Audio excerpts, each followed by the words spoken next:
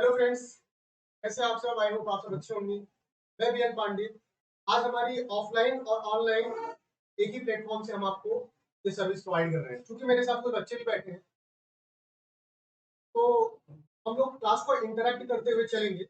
और जिसमें भी हमारी ऑफलाइन क्लास चलती है, आज आपको कुछ ऐसी अनुभूति हो।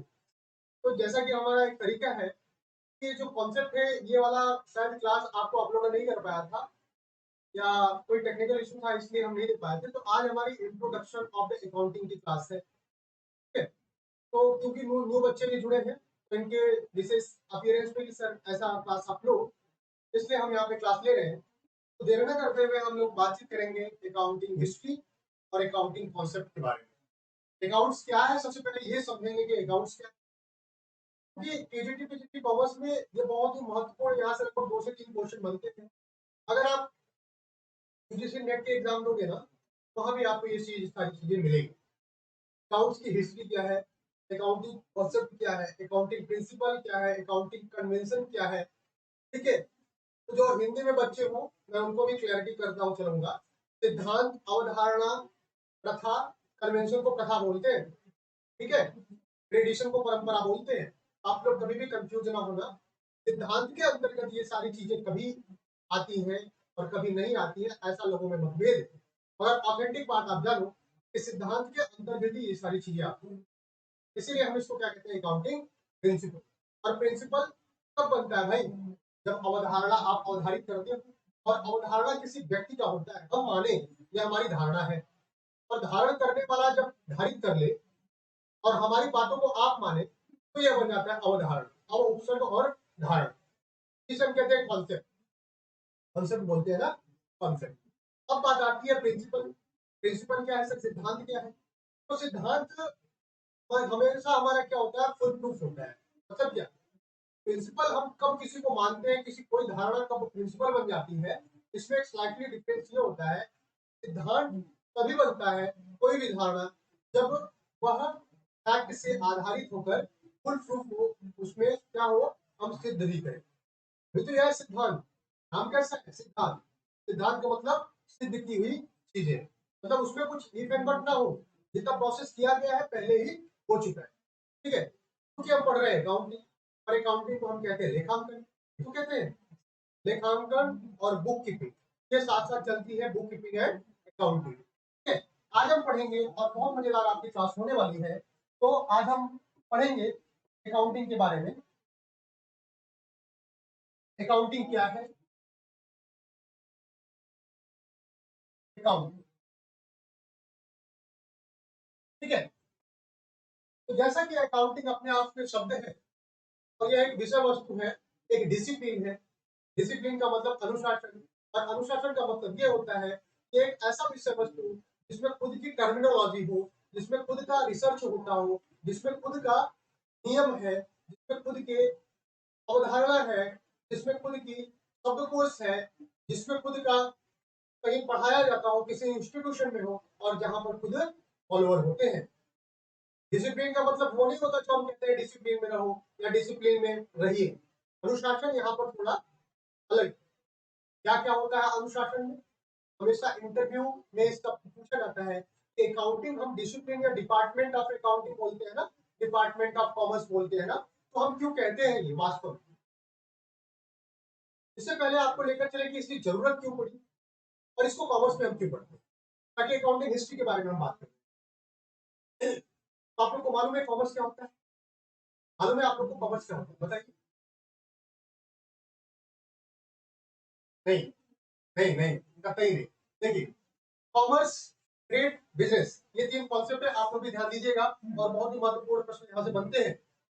3 कॉन्सेप्ट हमेशा आप ध्यान रखिएगा। एक हम कहते हैं ट्रेड। ट्रेड मतलब होता है व्यापार। एक होता है हमारा बिजनेस, और एक होता है हमारा कॉमर्स। क्योंकि हमारी क्लास क्या है भैया, कॉमर्स। आप पीजीटी पीजीटी कर रहे हो ना, जब तक आपको कॉमर्स के बारे में नहीं मालूम है, आप अकाउंटिंग कर ही नहीं पाओगे, और करोगे भी तो सब उल्टा पुल्टा हो। ट्रेड में हम, ट्रेड को यदि समझे अच्छा, तो ट्रेड में हम 2 तरीके से चीजों को समझते हैं। इसमें एक परचेजर होगा, क्रय और क्रेता, और दूसरा होता है सेलर। और किसका करता है, एक प्रोडक्ट होता है, इसी का यह करता है सेल या परचेज, इससे आगे ट्रेड होता भी नहीं है। जब व्यापार के बारे में बात करें तो व्यापार के अंतर्गत दो पक्ष होते हैं, एक वस्तु का किसी एक उत्पाद का क्या करते हैं, आदान प्रदान करते हैं, किस लिए, प्रॉफिट के लिए, किस लिए, प्रॉफिट के लिए। अच्छा, प्रॉफिट किसको होगा, प्रॉफिट सेलर को होगा, उपभोक्ता या परचेजर को क्या प्राप्त होगा, संतुष्टि, सेटिस्फेक्शन। यहाँ पर इकोनॉमिक्स वाला कॉन्सेप्ट आप चिपका दो जो ऊपर में पढ़ा के आया, ठीक है। ये तो हुआ ट्रेड, ये हमेशा ध्यान देना, जैसे मैं बना रहा हूँ आप इसको बना के ऐसे ही करना, लिख लो जल्दी से, ट्रेड, ठीक है। अब दूसरी महत्वपूर्ण चीजें क्या है, बिजनेस। बिजनेस को सामान्य बोलचाल की भाषा में हम क्या कहते हैं, बीजी, बीजी बोलते हैं ना, बिजनेस। तो बिजनेस क्या है हमारा, बिजनेस व्यवसाय। हम बोलते हैं ना व्हाट इज योर बिजनेस, जबकि हम कोई व्यवसाय में इंगेज नहीं होते, पर फिर भी हम क्या बात करते हैं कि व्हाट इज योर बिजनेस। हमारे बोलचाल की भाषा में हम कहते हैं भाई व्हाट इज योर बिजनेस। तो बिजनेस का मतलब यहाँ पे क्या है, बिजनेस का मतलब है कि ट्रेड इंक्लूड रहता है। बिजनेस में क्या है, बिजनेस में हमारा ट्रेड इंक्लूड रहता है, अर्थात परचेजर और सेलर और प्रोडक्ट तो रहेंगे, और एक चीज इसके साथ जुड़ जाता है, वह क्या जुड़ता है, हाँ नहीं, वह क्या जुड़ता है, एंटरप्रेन्योरशिप तो होती है, ट्रेड में भी नहीं होती क्या, ट्रेड में भी होती है। बिजनेस में क्या है, बिजनेस से जो चीज जुड़ती है वह जुड़ती है प्रोडक्शन, जो है हमारा प्रोडक्ट है, तो प्रोडक्ट का हम प्रोडक्शन इंक्लूड करना स्टार्ट कर देते हैं, क्या करते हैं, प्रोडक्ट का प्रोडक्शन स्टार्ट कर देते हैं। तो ये क्या होगा, बिजनेस में ट्रेड तो रहेगा, ट्रेड प्लस इसे हम ट्रेड डिनोट करें, फिर प्रोडक्शन ऑफ गुड्स आप करो, प्रोडक्शन ऑफ गुड्स, ठीक है। क्या आपके टीजीटी पीजीटी में आप जानते हो, यूजीसी नेट में भी ये बहुत ही महत्वपूर्ण चैप्टर है, और चूंकि ये महत्वपूर्ण चैप्टर है, यहाँ पर आपको इंटरव्यू जो बच्चे देते हैं ना, ये बेसिक्स कॉन्सेप्ट आपको क्लियर होने चाहिए, ताकि आगे हम बात करेंगे कि कोई भी इंस्टीट्यूशन जो ट्रेड कर रहा है, कोई भी इंस्टीट्यूशन जो है बिजनेस कर रहा है, तो ट्रेड और बिजनेस के कुछ फीचर्स है तभी तो वो कर रहा है ना। अब बात आती है कॉमर्स की, कॉमर्स की, तो बिजनेस में आने वाले हर्डल को, ऐसे तत्व तो बिजनेस में आने वाले रुकावटों को क्या करें, दूर करते हैं, उसको कहते हैं हम क्या, कॉमर्स। ऐसे तत्व जो बिजनेस में आने वाले हर्डल या रुकावट को दूर करते हैं, उसे हम कहते हैं कॉमर्स। लिखना चाहो तो आप लिख लो, कॉमर्स किसे कहते हैं, ऐसे तत्व जो व्यवसाय में आने वाले रुकावटों को दूर करते हैं या दूर करने का प्रयास करते हैं, उसे हम वाणिज्य कहते हैं। क्या कहते हैं, वाणिज्य, उसे हम वाणिज्य कहते हैं,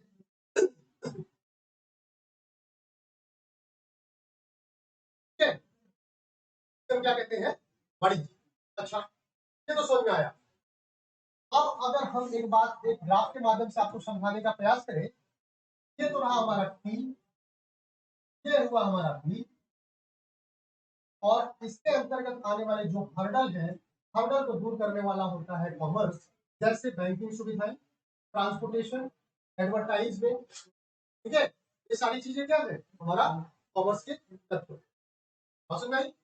तो अब आप आराम से बता पाओगे ना कॉमर्स क्या है, बिजनेस क्या है, ट्रेड क्या है, ठीक है। अब हम आते हैं, क्योंकि कॉमर्स में हम पढ़ रहे हैं अकाउंटिंग के बारे में, और हमने बताया कि ट्रेड में क्या होता है, ट्रेड में क्या है, वस्तुओं का आदान प्रदान होता है।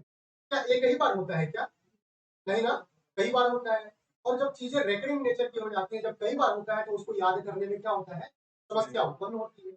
तो याद करने के लिए या इससे तो भविष्य में हम निर्णय लेते हैं, डिसीजन मेकिंग करेंगे, आज के आधार पर हम अपना भविष्य का निर्माण करेंगे कि भविष्य में किन वस्तुओं का हमको उत्पादन करना है। अगर हम बात करें बिजनेस के बारे में, भविष्य में किस वस्तु का हम व्यापार करें, अगर हम ट्रेड के बारे में बात करें, या भविष्य में कौन से ऐसे टूल्स का हम उपयोग करें कॉमर्स के रिगार्डिंग, ठीक है। तो आधार क्या देता है, वर्तमान, वर्तमान प्रेजेंट का सिचुएशन हमको एक आधार प्रदान करता है, और इसीलिए हम क्या करते हैं, चीजों को लेखा करते हैं, चीजों का लेखांकन करते हैं। क्या करते हैं, चीजों का लेखांकन करते हैं। क्योंकि हम बात कर रहे हैं ट्रेड या बिजनेस में, यहाँ पर डे टू डे के आधार पर ढेर सारे लेखा होती हैं, और जब जब ढेर सारे लेखा होते हैं, तो हम उसको क्या करते हैं, लेखा के आधार पर करते हैं कि वो चीजें विस्मृत ना, वो चीजें भूले ना, वो चीजें भूले, ठीक है। तो लेखांकन का आधार क्या है, लेखांकन का आधार उसमें पूछता है कि वित्तीय सौदों का लेखा करना ही क्या होता है, लेखांकन होता है। अब प्रश्न आ गया कि सर वित्त क्या है, वित्त फाइनेंस है, यही महत्वपूर्ण प्रश्न है। सर वित्तीय लेखांकन के बारे में हम बात कर रहे हैं, फाइनेंशियल कंसिडरेशन के बारे में बात कर रहे हैं, तो लेखांकन की एक अवधारणा है। लेखांकन में उन समस्त लेखाओं का हम क्या करते हैं, लेखा करते हैं, जिनको मौद्रिक रूप से हम माप सके, लिखते करेंगे नहीं है। लेखांकन में उन समस्त सौदों का हम माप करते हैं जिनका आधार क्या हो, वित्तीय हो, या उनका आधार क्या हो, मौद्रिक रूप से हो। उन समस्त सौदों को या सौदों का या लेन देन का लेखा करते हैं जिनका आधार क्या हो, वित्तीय हो या मौद्रिक रूप में उनको मापा जा सके। इसीलिए तो मुद्रा माप की अवधारणा किया था। और आप देखोगे मुद्रा माप की अवधारणा की सहायता से सारे हमारे जो सौदे होते हैं वो मौद्रिक कंसिडरेशन में आते हैं। ठीक है, समझ में आई? अब बात और आती है यहाँ से निकल के कि सर अकाउंटिंग हिस्ट्री के बारे में थोड़ा बताइए। ये तो हम बताएं कि अकाउंटिंग क्या होती है। अब बात कर रहे हैं हम थोड़ा अकाउंटिंग हिस्ट्री के बारे में, इसका इतिहास क्या है, हिस्ट्री ऑफ अकाउंटिंग। तो आप लोगों ने सुना होगा इजिप्ट, मिस्र, बेबीलोनिया, नाम सुना है ना सब? वहां पर ब्रिक्स मतलब भट्टा, ईंट भट्टा का काम होता था ना, तो वहां पर ये सब काम होता था। और दिन दिन वहां पर जो होते थे तो उसको लेखांकन की प्रारंभिक अवस्था आज से 4000 वर्ष पहले माना गया। कहाँ पे? बेबीलोनिया या इजिप्ट, जब मिस्र कहते हैं, क्या कहते हैं। अगर इसके बारे में हम बात करें कि सर्वप्रथम कहाँ मिलता है तो 4000 BC, बिफोर क्राइस्ट के बारे में हम बात कर रहे हैं, BC 4000 BC के पहले इजिप्ट या बेबीलोनिया, ठीक है, बेबीलोनिया में बतलाया गया भैया यहाँ पे क्या है, यहाँ पर चीजों को हम समझते हैं और यहाँ पे चीजें क्या हुई। तो ब्रिक्स है ना, ब्रिक्स ईंट ईंट भट्टे का काम होता था उस समय, और वहां पर उनके लेन देनों को हम क्या करते थे, लेन देन का देखा करते थे। ठीक है, भारतीय परिप्रेक्ष्य में यदि बात किया जाए तो चंद्रगुप्त के शासनकाल में, चंद्रगुप्त के शासनकाल में एक महान विद्वान हुआ करते थे चाणक्य, और उनकी एक बहुत ही पॉपुलर बुक है जिसका नाम है अर्थशास्त्र, कौटिल्य, नाम सुना है?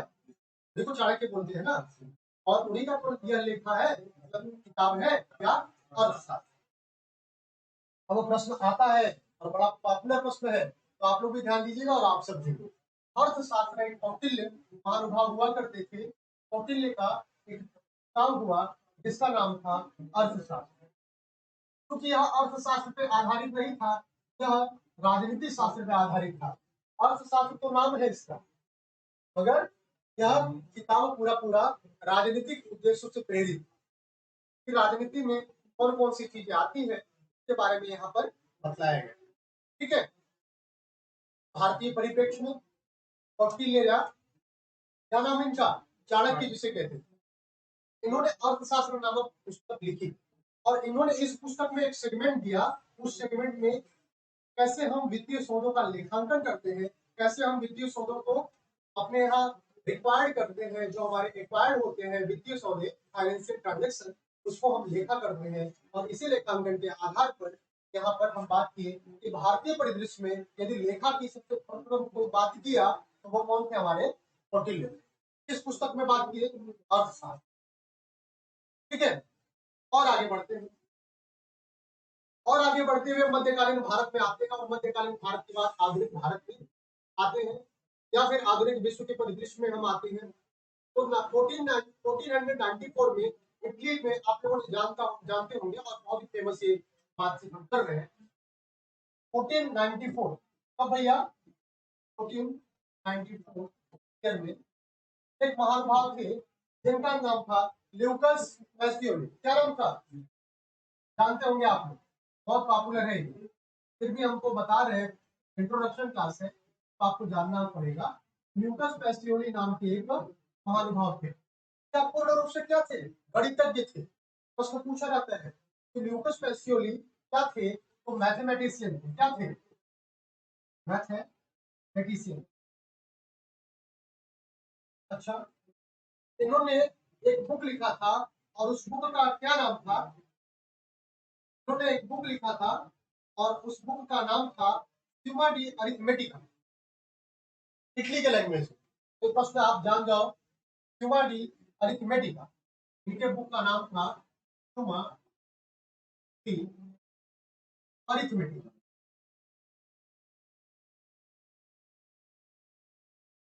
ठीक है, ये इनके बुक का नाम था, स्यूमा डी अरिथमेटिका। जियोमेट्रिका प्रोपोर्शन ऑफ प्रोपोर्शनलिटी, और इनके बुक का आगे जो विस्तार किया इन्होंने क्या किया? Geometrica proportion and proportionality and proportionality, ये इनके किताब का नाम था भैया। ये जो मैं बॉक्स बना रहा हूँ ये पूरा इनके बुक का नाम था, और इनके बुक का नाम क्या था मैं आपको बोल दे रहा हूँ तो आप लिख लो। इनके बुक का नाम था स्यूमा डी अरिथमेटिका, ज्योमेट्रिका प्रोपोर्शन एंड प्रोपोर्शनलिटी, ये इनके बुक का नाम। बहुत लोग इसी बुक को डी कंप्यूटिसेट स्क्रिप्चरिस बोलते हैं। क्या बोलते हैं? डी कंप्यूटिसेट स्क्रिप्चरिस। ये भी आप लिख लो। हो गया यहाँ तक? बहुत लोग किसी भी बुक को डी कंप्यूटिसेट स्क्रिप्चरिस बोलते हैं।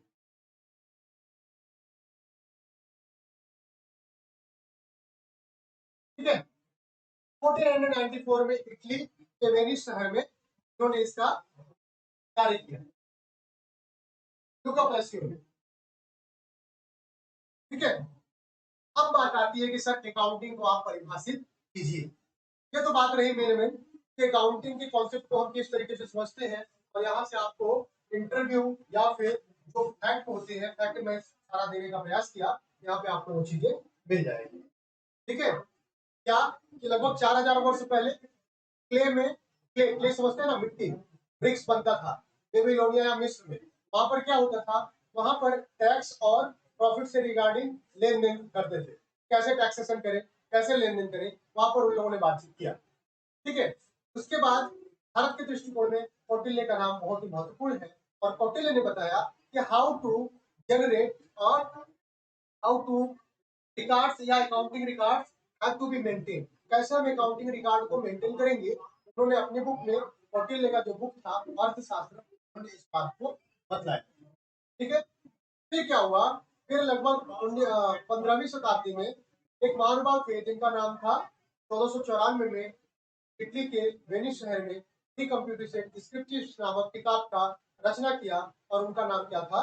लुका डी प्रेसियो। ठीक है, बस नहीं। अब हम बात करते हैं अकाउंटिंग क्या है। तो अकाउंटिंग आप लिख लो, मैं बोल रहा हूँ। Accounting can therefore be defined, Hindi में बता दूंगा आपको। ठीक है, तो लिखना, मैं भी लिख रहा हूँ साथ साथ, देख के लिखूंगा क्योंकि ये परिभाषा है। क्या परिभाषा है भैया? Accounting can therefore be defined, can therefore be defined as the process of identifying, as the process of identifying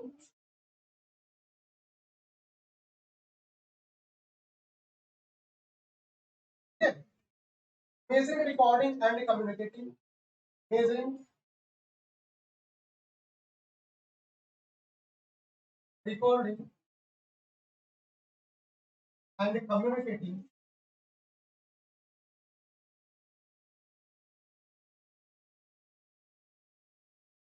measuring, recording and communicating the required information relating, the required information relating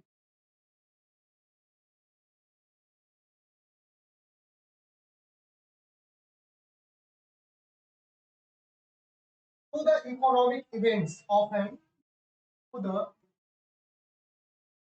economic events of an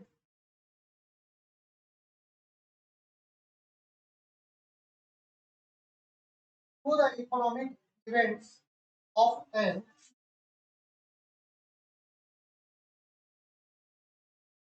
organization to interested organization to interested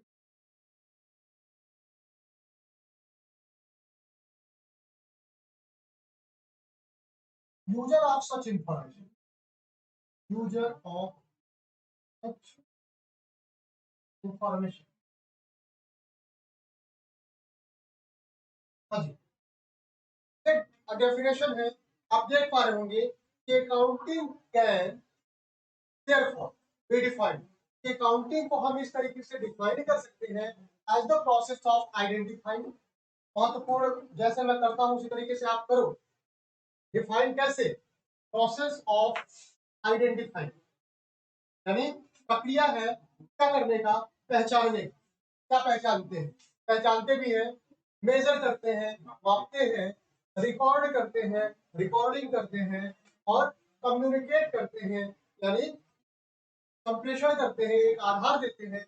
required information, जो हमको चाहिए वाली सूचना, मतलब जो हमको सूचना आवश्यक चाहिए उसके बारे में। रिलेटिंग, संबंध किससे होता है? इकोनॉमिक इवेंट्स, यही महत्वपूर्ण है। इकोनॉमिक इवेंट्स, सारी सूचनाएं किससे चाहिए हमको? इकोनॉमिक इवेंट्स से। और क्या चाहिए? किसी ऑर्गेनाइजेशन का हो, किसी ऑर्गेनाइजेशन से जुड़ा हुआ हो इकोनॉमिक इवेंट्स, और वो क्या हो? हमारे लिए क्या हो? यूजर के लिए क्या हो? वह इंफॉर्मेशन फ्रूटफुल, उपयोगी हो। अब आप बता पाओगे ऐसा परिभाषा आपको किसने बताया अभी तक? नहीं। अकाउंटिंग क्या है?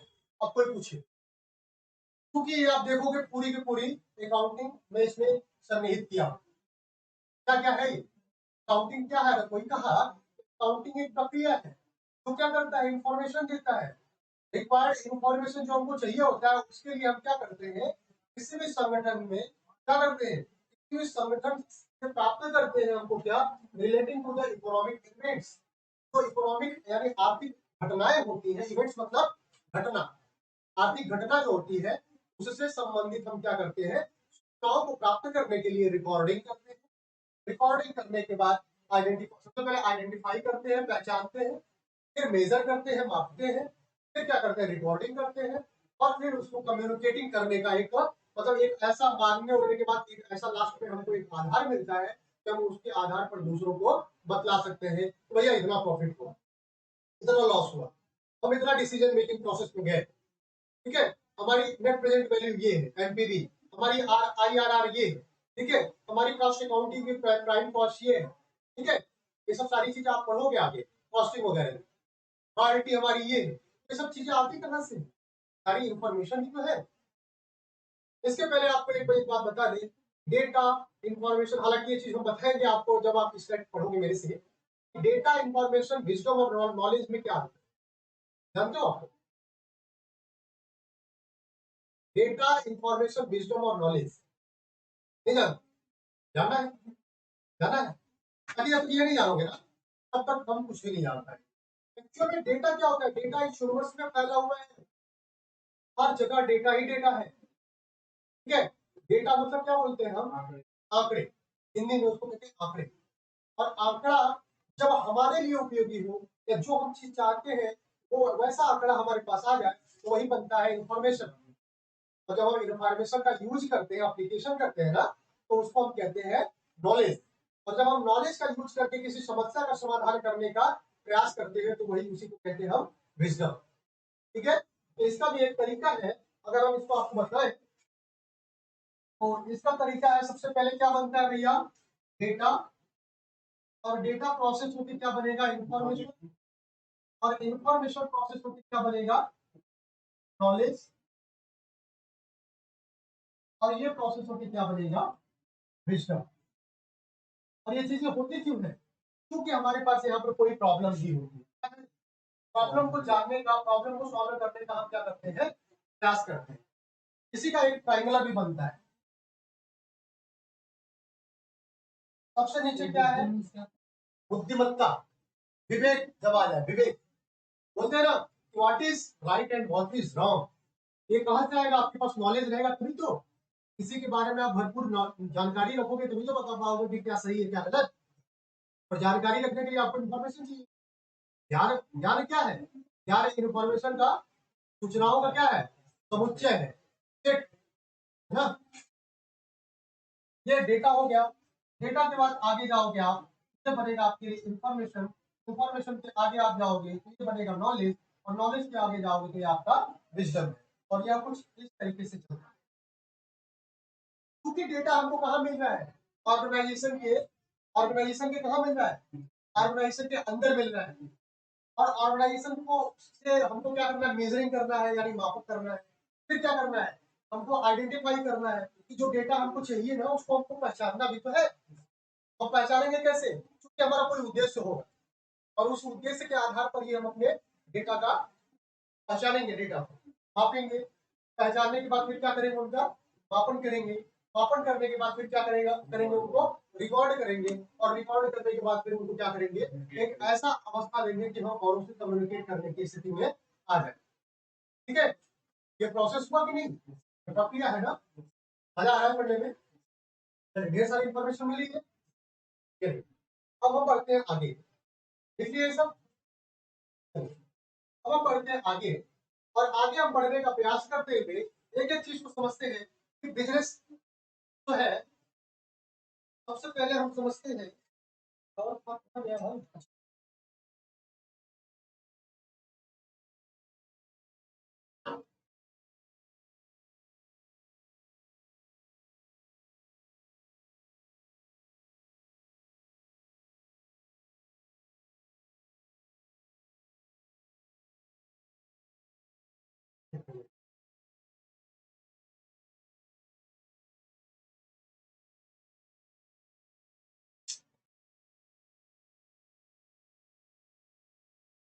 एक मिनट रुक जाइए।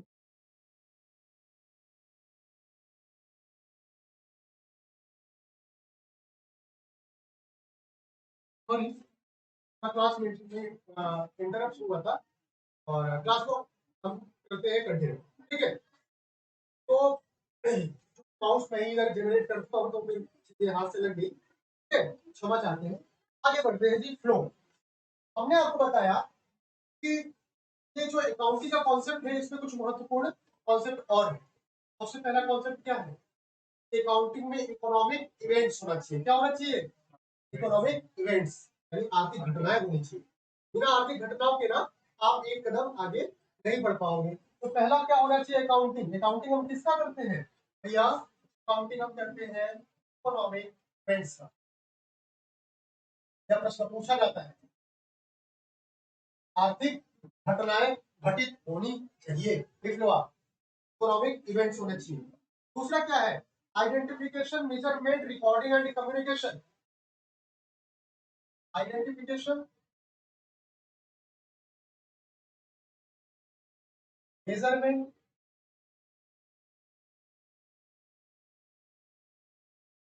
रिकॉर्डिंग और communication.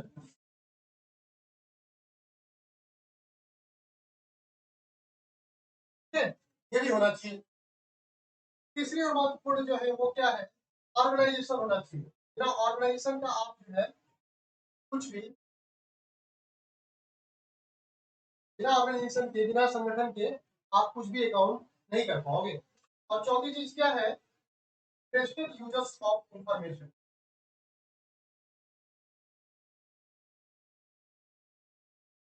Trusted users of information, ये चार उस परिभाषा से क्रक्स निकला, और हमको अकाउंटिंग को बतलाया। ये चार ही चीज ऐसी है भैया जो हमारे अकाउंटिंग को क्या करती है, पूरा करती है। देखो, इकोनॉमिक इवेंट्स होने चाहिए, आर्थिक घटनाएं होनी चाहिए। आर्थिक घटनाओं के साथ उनका पहचानो, उनको मापन करो, मापन करने के बाद उनकी रिकॉर्डिंग करो, और रिकॉर्डिंग करने के बाद उनको कम्युनिकेटेबल बनाओ। साथ में क्या है, ऑर्गेनाइजेशन होना चाहिए जहां पर इकोनॉमिक इवेंट्स हो, और क्या है, हमारे पास कुछ इंटरेस्टेड ऐसे ह्यूमन बींग्स भी होने चाहिए जो इस इंफॉर्मेशन का यूज कर सके। ठीक है, तो अकाउंटिंग आप तो जिंदगी में कभी नहीं भूलोगे आप लोग। अकाउंटिंग क्या है? अकाउंटिंग लेखांकन जो है क्या है, इसकी आवश्यकता क्यों पड़ी, ये हमने बातचीत कर ली।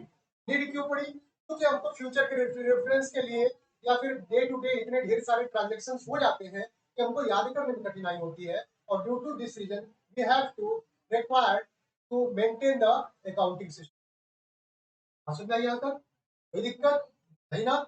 अब आते हैं सर कि अकाउंटिंग, चलिए कर लिए अकाउंटिंग, मान गए अकाउंटिंग। अकाउंटिंग की जो टर्मिनोलॉजी है जिसे हम कहते हैं दो पक्ष द्विपक्षीय, या फिर हर ट्रांजेक्शन जो होता है वह डेबिट होता है या क्रेडिट होता है। ये डेबिट और क्रेडिट निकला कहां से, ये जाने। डेबिट और क्रेडिट आया कहां से, ओरिजिन। तो हम क्या जानेंगे, ओरिजिन ऑफ डेबिट या क्रेडिट। तो डेबिट सबने जाना होगा, इसे धनी कहते हैं या ऋणी, हिंदी में इसे क्या कहते हैं, ऋणी। तो आप हिंदी वाले बच्चे जो हो वो भी लिखो ऋणी। क्योंकि इसका विस्तार कहां से आया, किस राष्ट्र से, इटली के ना, इटली और लैटिन। देखिए इटली के लोग जो थे सभ्यता पुरानी उनकी सभ्यता रही, ठीक है, लिखने उखने में वो सबसे पहले अपने पिक्चर्स में क्या करिए, उनमें उनमें महारत हासिल है। और डेविड जो वर्ड है यह वास्तव में इटली के वर्ड से आया जिसका नाम था डेबिटो। क्या नाम था, लिख लो आप, प्रश्न पूछा जाता है। डेबिटो वर्ड जो इटली का वर्ड था, इटली का वर्ड ये रहा डेबिटो, और इसी से इसका क्या हुआ, ओरिजिन हुआ। इटली का वर्ड है डेबिटो, यह वर्ड जो है यह इटली का है डेबिटो। बच्चा, और एक और इसका मानते हैं लोग, दो विचारधाराएं हैं। एक तो यह हुई, और दूसरा इस वर्ड का जो ओरिजिन हुआ इसको हम कहते हैं, क्या कहते हैं, डेबिटा। आपके प्रश्न में यदि आएगा कि डेबिटा या जो इटली का वर्ड है डेबिटो ये कहां से आया, तो आप बता दोगे कि डेबिट जो है इन्हीं दोनों वर्ड से निकला है, तो उत्तर आएगा, आप अपना सही टिक कर लेना। यह आया लैटिन के वर्ड से। कहां से भैया, लैटिन के वर्ड से। अच्छा, लैटिन समझते हो आप लोग, लैटिन क्या है? लैटिन कंट्रीज होती हैं, जैसे हम बात करते हैं ग्रीक यानी ग्रीस, एथेंस, ठीक है, वैसे ही लैटिन अमेरिकन कंट्री होती है जहां पर भी हमारा जो सिविलाइजेशन है, सभ्यता है, वहां पर भी विकास ठीक था। इसीलिए हम लैटिन और ग्रीक दो वर्ड बोलते हैं ना, ये दो वर्ड बड़े पॉपुलर, ठीक है। तो जो डेबिटो है ये इटली के वर्ड से आया बच्चा, और ये जो डेबिटा है यह लैटिन के वर्ड से आया। तब बेसिक से समझना। और ऐसा आपको बता रहे हैं ना कि आपको यूजीसी नेट जेआरएफ और जो आपके एग्जाम है टीजीटी एनबीएस आईटी सारी चीजों में ये सब पूछा रहता है। आप देखोगे प्रीवियस आया हो, पूरे ऑथेंटिसिटी से था। तो इसका मतलब क्या होता है ये भी तो जाने, बस इतना ही जान जाएंगे कि डेबिट, डेबिट का मतलब जो होता है यह होता है ओड टू द प्रॉपर्टी। इसका मतलब होता है ओड टू द टाइटल। क्या क्या प्रोप्राइटर से क्या करता है, ओड यानी, ओड मतलब क्या, इंग्लिश का वर्ड है ओ डब्ल्यू ई डी। हाँ, ओड ओड मतलब रीड ले, रीड, भाई तो उसका नाम रीडिंग है। इसका नाम रीडिंग क्यों पड़ा, हम पोस्टमार्टम करते हैं हम ऐसे ही पढ़ाते हैं भैया। ओड मतलब रीड ले, किससे, प्रोप्राइटर से। अब जब हम आपको गोल्डन रूल पढ़ाएंगे ना, तब आपको ये कॉन्सेप्ट एकदम क्लियर हो जाएगा कि डेबिट क्यों होता है और क्रेडिट क्यों होता है। हर चीज इंटरलिंक्ड यहाँ भी है। जब गोल्डन रूल हम आपको बताएंगे कि 3 टाइप्स होते हैं, फिर क्रेडल एनालिसिस बताएंगे, तो वहां पे आपको सारी चीजें समझ में आएगी कि सर आपको तो याद मतलब करना ही नहीं है हमारी क्लास में। हमारी क्लास में आपको चीजों को याद नहीं करना, चीजों को बस समझना है। इसका नाम रीडिंग क्यों पड़ा, इसलिए जो प्रोप्राइटर है ना वो क्या किया है, किया है, वो रीडिंग होगा ना, इसलिए उसका नाम डेबिट पड़ा। अब दूसरा कॉन्सेप्ट जो हम पढ़ते हैं बच्चा, उसको हम कहते हैं क्रेडिट। और ये वर्ड कहां से आया इसके बारे में भी जान लें। क्रेडिट जिसे हम धनी कहते हैं, धनी हिंदी में क्या कहते हैं, धनी। और इसका जो वर्ड है, यह वर्ड आया हमारा क्रेडिटो से। क्या आया, क्रेडिट। और यह भी कहाँ का वर्ड था भैया, इटली का। कहाँ का वर्ड था ये, इटली का, इटालियन वर्ड था। यह भी हमारा, ठीक है, इटालियन। यहाँ भी दो विचारधाराएं निकली भैया। क्या बोले, क्रेडिटो इटालियन से आया, और जो दूसरी विचारधारा थी, यहाँ पे इन लोगों ने कहा कि क्रेडो से आया है सर, क्रेडो। और इसका क्या था, लैटिन। और इसका मतलब क्या है, क्रेडो का मतलब क्या है, यदि हम बात करें इसका मतलब, इसका मतलब जो कहा गया है वो है ट्रस्ट और बिलीफ, ट्रस्ट और बिलीफ। कहते हैं ना भैया हमारे खाते में इतना क्रेडिट कर दो। क्रेडिट करने का मतलब क्या, क्रेडिट होता है ना, क्रेडिट क्रेडिट कार्ड। तो क्रेडिट कार्ड कोई बैंक क्यों इशू करता है, क्योंकि आपकी प्रीवियस क्या है, आपकी हिस्ट्री क्या है, उस आपके पक्ष में है, पक्षी है। तो वो कैसे बिलीव करता है, वो विश्वास इसी आधार पे करता है ना, वह विश्वास इसी आधार पे करता है। ये तो रही क्रेडिट एनालिसिस, और क्रेडिट और डेबिट को किस तरीके से हम समझते हैं। मजा आ रहा है पढ़ने में, आगे बढ़े चलिए। अब हमारा जो अगला, अब हमारा जो अगला बातचीत हम करेंगे ऑब्जेक्टिव ऑफ अकाउंटिंग। अकाउंटिंग के उद्देश्य क्या है, देखो आप, objective of accounting, objective of accounting,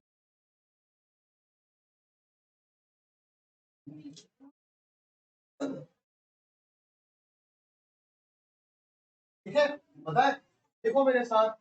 पहला जो है वह है प्रोवाइड यूजफुल इंफॉर्मेशन। मैं बोल रहा हूँ, आप लोग लिखते भी चलो, मैं भी लिख रहा हूँ। Provide useful information,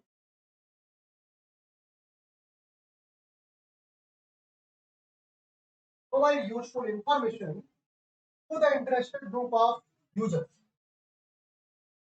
to the interested group of users, both external and internal and internal। ठीक, पहले लिख लो फिर समझते हैं। दूसरा जो इसका उद्देश्य है वह है maintenance of record of business transaction, maintenance of, और maintenance of records of business transaction.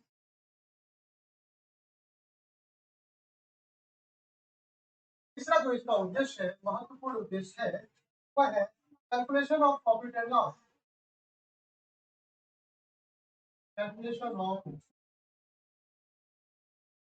Profit and loss. और चौथा जो इसका महत्वपूर्ण उद्देश्य है वह है depiction of financial position, depiction of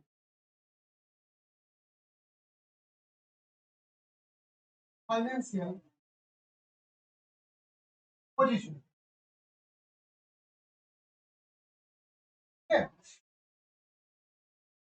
ये तो बातचीत हम किए, क्या क्या है हमारा अकाउंटिंग के ऑब्जेक्टिव। अब एक एक ऑब्जेक्टिव को हम समझते हैं, क्योंकि यह बेसिक क्लास है, जब तक हम इसको नहीं समझेंगे ना तब तक हमको गोल्डन रूल वगैरह समझ में ही नहीं आएगा। क्यों क्यों करते हैं चीजों को, देखिए। पहला हमने बताया provide useful information to interested group of people, users, both external and internal environment.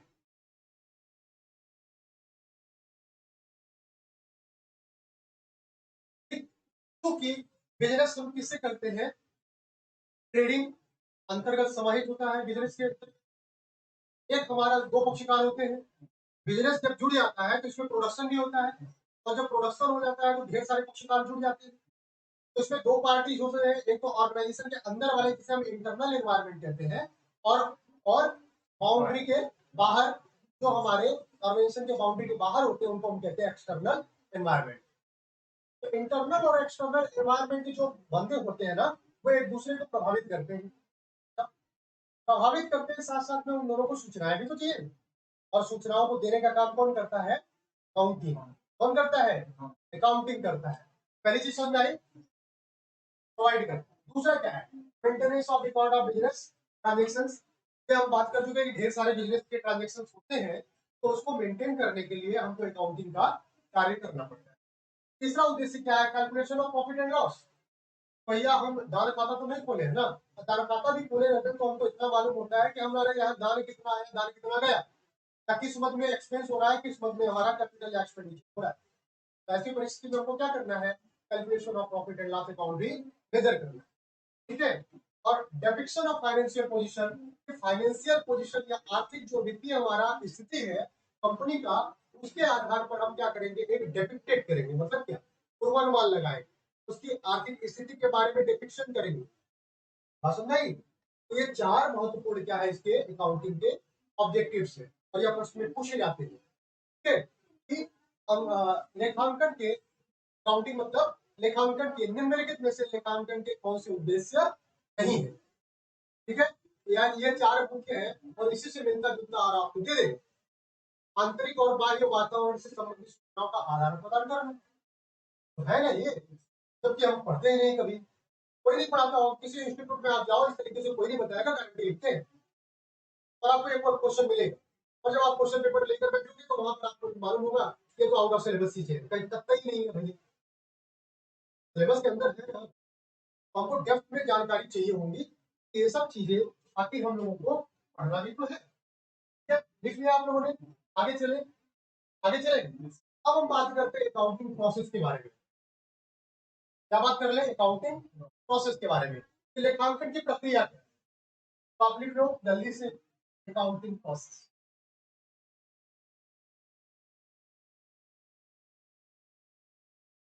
ठीक है, लेखांकन की प्रक्रिया, हिंदी वाले लिख रहे हैं भैया, लेखांकन की प्रक्रिया क्या होती है? प्रक्रिया जैसे हम बना रहे हैं वैसे ही आप बनाओ। सबसे पहले क्या आप यहाँ पे लिखोगे कि कम्युनिकेटेड अकाउंटिंग इंफॉर्मेशन।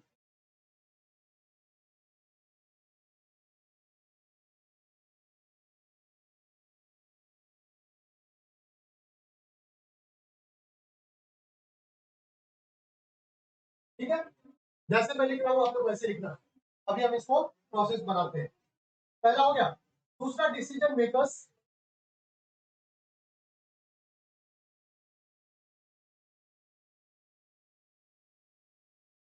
कौन से डिसीजन मेकर? हमारे इंटरनल और एक्सटर्नल यूजर्स।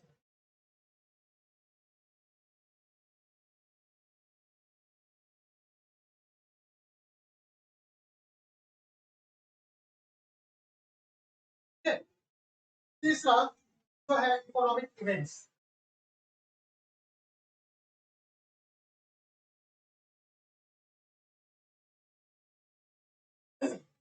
ठीक है, अब आप बीच में लिखो जैसे मैं लिख रहा हूं, accounting links.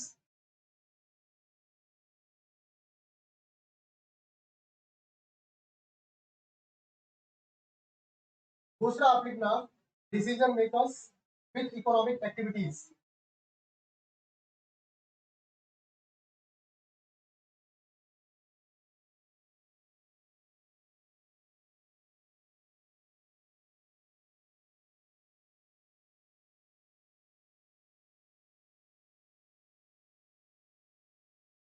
And with the result of their decision, and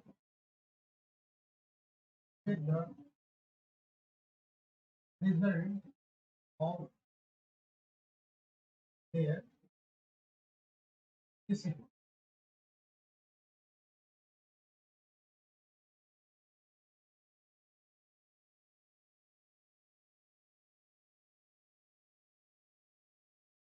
ठीक है,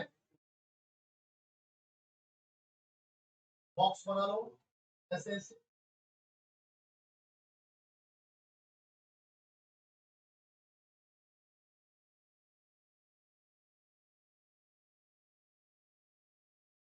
और इधर अब प्रोसेस करवाओ इनमें मेरे साथ, इनका प्रोसेस इनके साथ, इनका प्रोसेस इनके साथ, और इनका प्रोसेस इनके साथ, फिर ये प्रोसेस। ठीक है, बन गया। अब इसको हम लोग समझते हैं कि ये चीज हमें क्या है।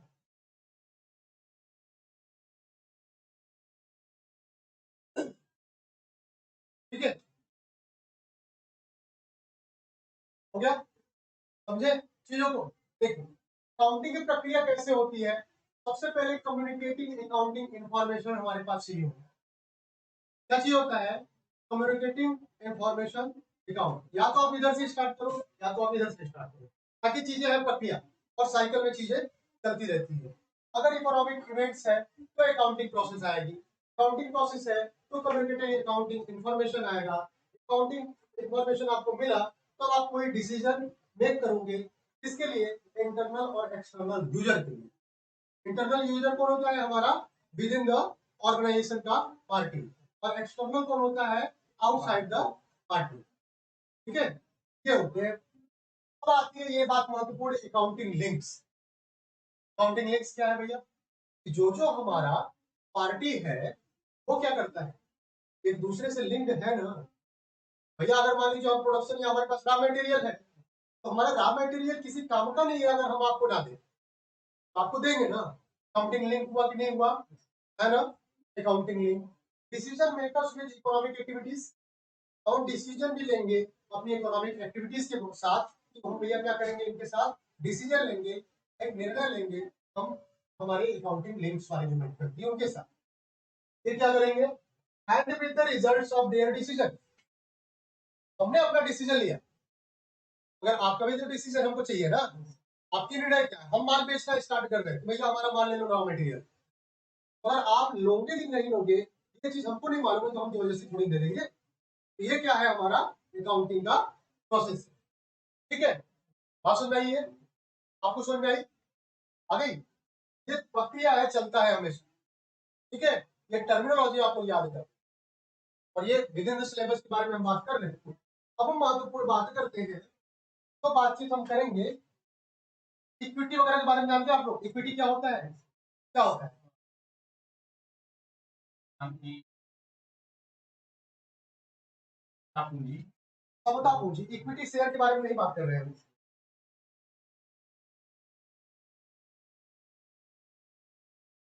इक्विटी पूंजी कैपिटल के बारे में बात नहीं कर रहे, हम इक्विटी के बारे में बात कर रहे हैं। इक्विटी के बारे में अगर आप आ जाए तो इक्विटी का मतलब होता है एग्जिस्टेंस। क्या होता है? Individual existence. और आप लोग ये ध्यान देना, इक्विटी का मतलब है कि ये तो सारी टेक्नोलॉजी यूज होने वाली है। समता को हम समता क्यों बोलते हैं? यही तो आया टेक्नोलॉजी। एसेट के कितने टाइप्स होते हैं, लायबिलिटी के कितने टाइप्स होते हैं, ये सब चीजें प्रश्न में पूछा जाता है। इक्विटी क्या है?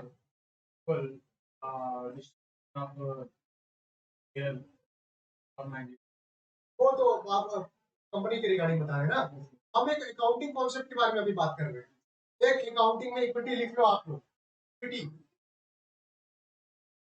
कॉन्सेप्ट मैं लिख पा रहा हूँ, इसको लिखना बहुत जरूरी है, ताकि जब तक नहीं समझ में आएगा आपको आगे की चीजें समझ में नहीं आने वाली। A reality that has a definite individual, समता जो उन्होंने बोला समता वही है। समता means a reality that has a definite individual existence। Reality है ये, ऐसी वास्तविकता है that has a definite, that has a definite individual existence के बारे में बात। इंडिविजुअल एग्जिस्टेंस, हर इंडिविजुअल क्या है, उसकी वास्तविक क्या है, एग्जिस्टेंस होती है, तो हम कहते हैं क्या? इक्विटी। और एसेट क्या है? संपत्ति क्या होती है? लिख लो वो भी, एसेट्स। कोई भी टर्मिनोलॉजी कब होता है कब नहीं होता है इसके बारे में हमें जानना है। एसेट्स लिखो, या इकोनॉमिक रिसोर्सेस होता है किसी भी इंटरप्राइजेस का। तो assets is the an economic resources economic resources of an enterprises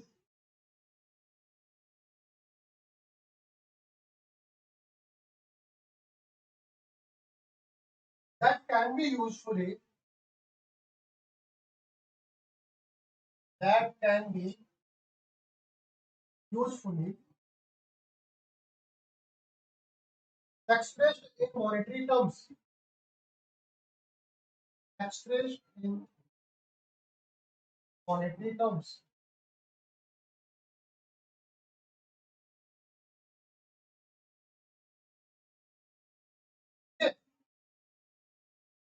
asset क्या है? एसेट एक इकोनॉमिक रिसोर्सेस है जो क्या करता है, एंटरप्राइज के यूजफुली एक्सप्रेस मॉनेटरी टर्म्स, मतलब मौद्रिक आधार पर क्या करता है, वो अपने आप को एक्सप्रेस करता है। और क्या है? इकोनॉमिक रिसोर्स है, बस नहीं, आर्थिक क्या है, स्रोत होता है। ठीक, अब एसेट के टाइप देख लें जल्दी से, कितने टाइप्स के होते हैं एसेट्स, और उनके बारे में जानकारी एकत्र करें। क्लास को रहने दे, ज्यादा तो नहीं हो रहा, चल रहा है ना, मजा आ रहा है क्लास में। चलिए, एसेट्स के टाइप आप लोग लिख लीजिए, हम जैसे ग्राफ बना रहे हैं वैसे बनाइएगा, एसेट और लायबिलिटी टाइप्स हम दिखाएंगे, और इसी पर आज की क्लास को आपको खत्म कर देंगे ना। एसेट्स जल्दी लिखिए, एसेट्स के टाइप्स, ताकि आगे आपको इन सब चीजों से रूबरू होना बहुत ही महत्वपूर्ण है। जब तक आप जानोगे नहीं ना, तब तक आप सब समझ नहीं पाओगे सर आप करा कैसे रहे हो, और हमको समझ नहीं आ रहा। एसेट्स के टाइप्स में आप लिखो बच्चा, जैसे जैसे मैं लिख रहा हूँ वैसे वैसे आपको लिखना है। सबसे पहले होता है फिक्स्ड एसेट्स,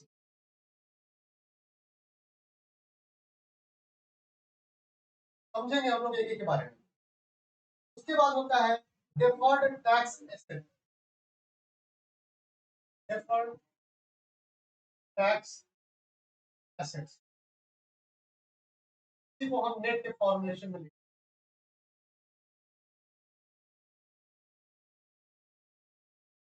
तीसरा होता है नॉन करेंट इन्वेस्टमेंट,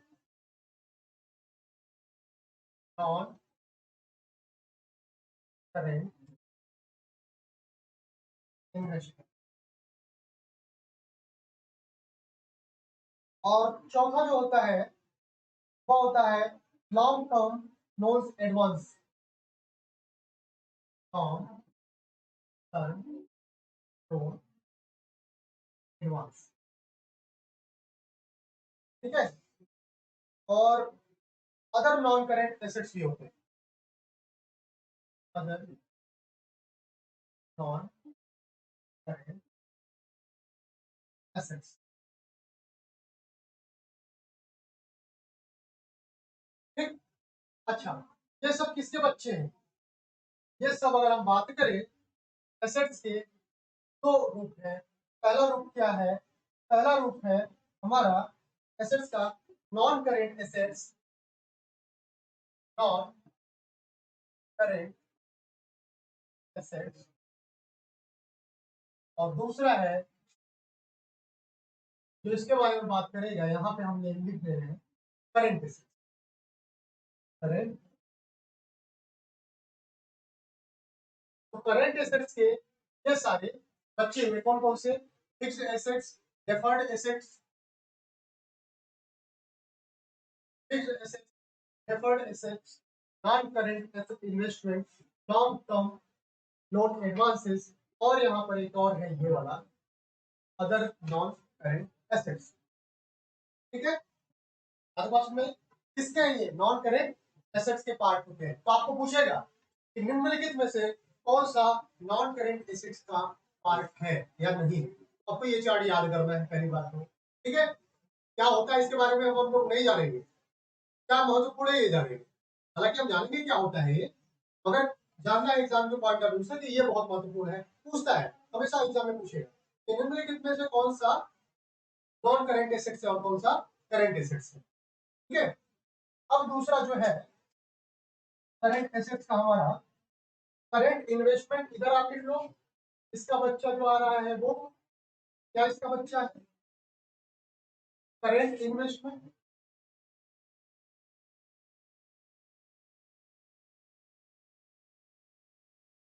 दूसरा क्या है भैया, दूसरा है ट्रेड रिसीवेबल,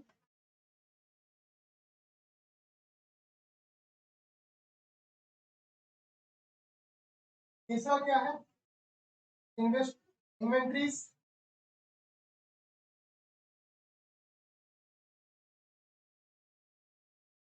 चौथा क्या है कैश एंड कैश इक्विवेलेंट,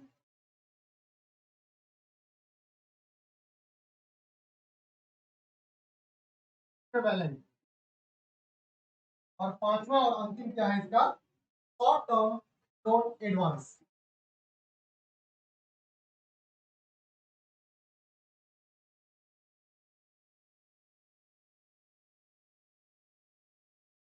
ठीक है, अब इसको यदि हमको अच्छे से व्यवस्थित करना है, ये हुआ और क्या हुआ, इधर से ला के देखिए हमने इसको ऐसे किया है, ऐसे किया है, ठीक है, ये दिख रहा है ना, कर पाओगे ना, आपको समझ में आ रही है चीजें, ये इसके पार्ट है किसके, करेंट एसेट्स के, और ये नॉन करेंट एसेट्स के पार्ट है, ये वाले fixed deferred non current investment long term loan advance और अदर नॉन करेंट एसेट्स। ठीक है, ये कहीं भी मिंगल मत करिएगा। अब आगे चलते हैं हम फिक्स्ड एसेट्स के भी कुछ पार्ट को, फिक्स्ड एसेट्स के क्या क्या पार्ट है वो देख लेते हैं। फिक्स्ड एसेट्स के पार्ट कौन बताएगा मुझे, गुड, पहला क्या है टेंजिबल, ठीक है, दूसरा क्या है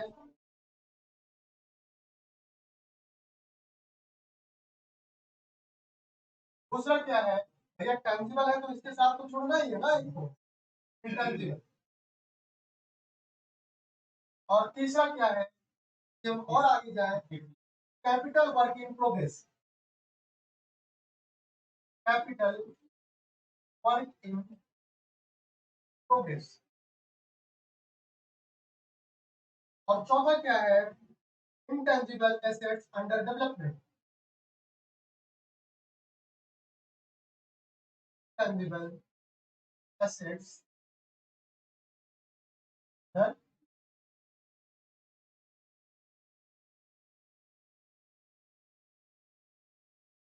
डेवलपमेंट। ठीक है, बात समझ में आई? ये किसके बच्चे हैं, ये सब बच्चे हैं हमारे फिक्स्ड एसेट। ठीक है, आप लोग स्क्रीनशॉट लेना चाहो तो ले सकते हो मित्र, मैं एक तरफ हो जा रहा हूँ। ठीक, आई होप आपको सारी चीजें क्लियर है यहाँ तक। अब इसके बारे में और लाइबिलिटी जिसके आगे हम बता रहे हैं वो आप लिख लो, इन दोनों के बारे में एलोबरेट हम अगली कक्षा में करेंगे। ठीक है, लाइबिलिटी,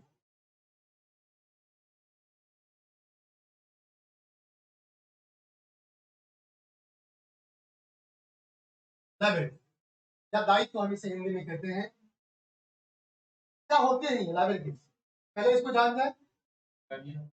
हाँ, ऑब्लिगेशन क्या होता है इसको हम पहले जान जाए। ऑब्लिगेशन, लायबिलिटीज को कैसे, ऑब्लिगेशन और डेट्स, ऑब्लिगेशन और dates,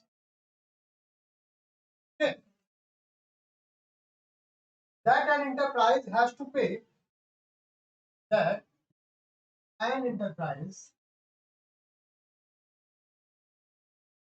has to pay, has to pay at same time in the future, at same time the कुछ तो मैं ये कुछ क्या ऑब्लिगेशन या डेट होता है किसी भी इंटरप्राइज का जो उसको भविष्य में पे करना होता है, जो उसको भविष्य में क्या करना होता है भैया, पे करना होता है। अब इसके टाइप्स जान है,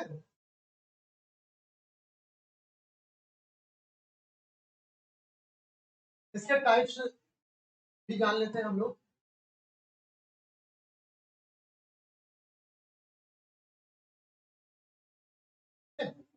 टाइप्स देखिए आप लोग मेरे साथ जल्दी जल्दी, non current liabilities and current liabilities तो भी दो तरीके से बांटते हैं, non current liabilities and current liabilities.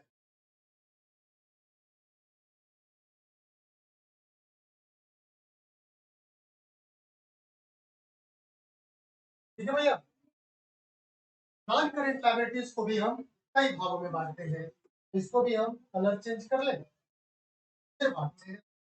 Long term borrowing, सबसे पहला क्या हुआ, लॉन्ग टर्म बोरोइंग।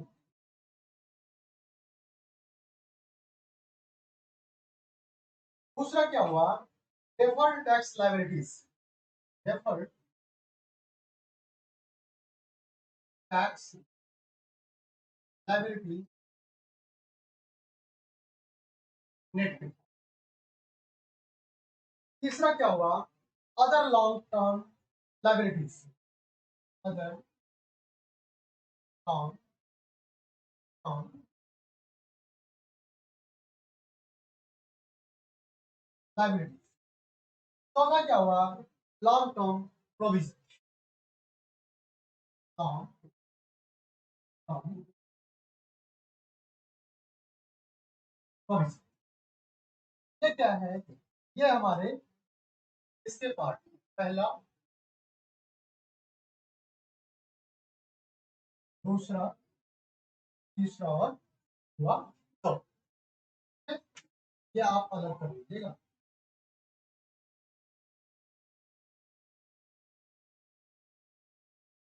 ठीक है, other long term liabilities, other long term liabilities.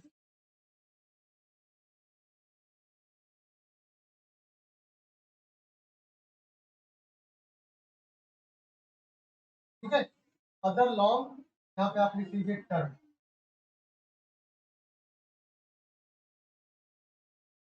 Long term liabilities भी इसका और ना, वो लॉन्ग टर्म प्रोविजन।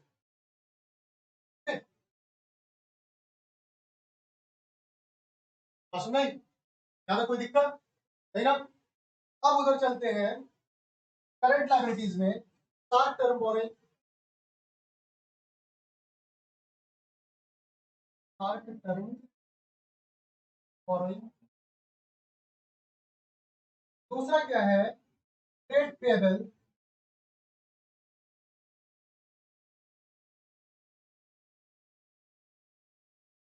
तीसरा क्या है, अदर करंट लायबिलिटीज।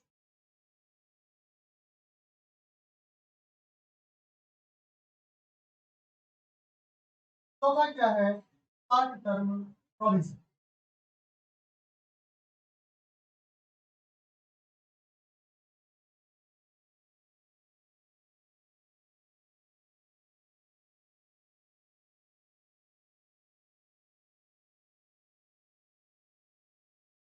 हाँ, ठीक है, ये चार बच्चे हुए करंट लायबिलिटीज के, और नॉन करंट लायबिलिटीज के ये चार बच्चे इधर हुए।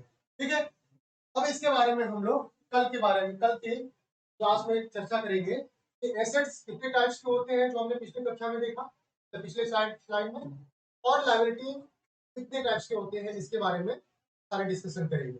यह बहुत महत्वपूर्ण कॉन्सेप्ट है। ठीक है, उसके बाद हम लोग आएंगे अकाउंटिंग कन्वेंशन और अकाउंटिंग प्रिंसिपल के बाद, फिर हम लोग आएंगे जर्नल एंट्री, जर्नल एंट्री के गोल्डन रूल क्या होते हैं, फिर लेजर पढ़ेंगे, फिर ट्रायल बैलेंस पढ़ेंगे, फिर अकाउंटिंग एडजस्टमेंट पढ़ेंगे। अकाउंटिंग एडजस्टमेंट के बाद फिर हम लोग को क्या पढ़ना है भैया, कि फाइनल अकाउंट कैसे बनाए जाते हैं।